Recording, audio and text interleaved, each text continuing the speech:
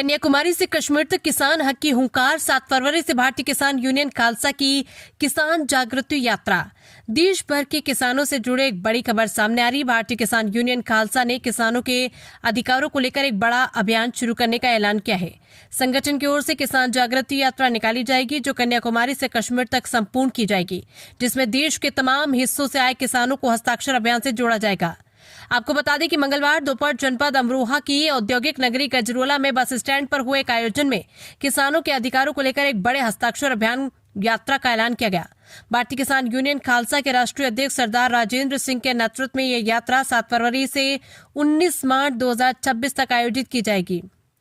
इस यात्रा का उद्देश्य किसानों को उनके अधिकारों के प्रति जागरूक करना और सरकार से एमएसपी कानून, किसान कर्ज मुक्ति और कृषि अधिनियम में संशोधन की मांग करना है।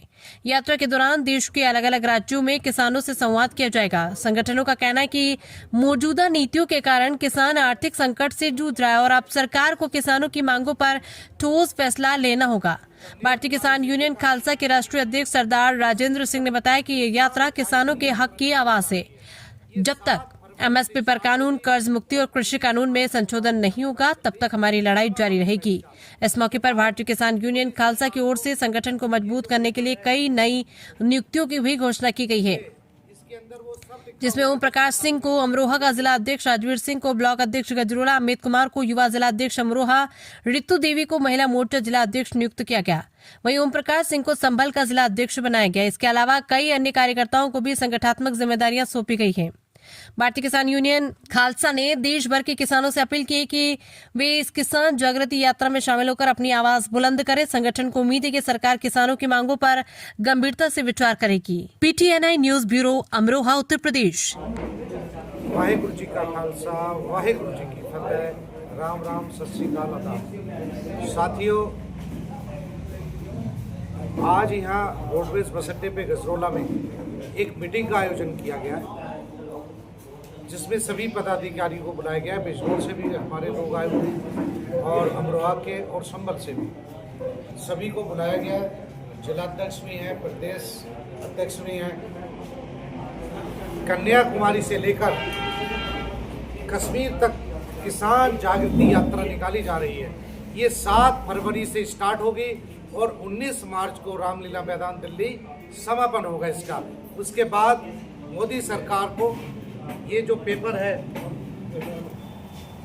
ये इसके अंदर वो सब लिखा हुआ है जो सरकारों ने हमसे वादे किए थे। स्वामीनाथन रिपोर्ट के बारे में इसमें लिखा हुआ है, जो 2004 में लागू की गई थी, पर अभी तक सरकारों ने इसको लागू नहीं किया। तो ये स्वामीनाथन रिपोर्ट है C2+50।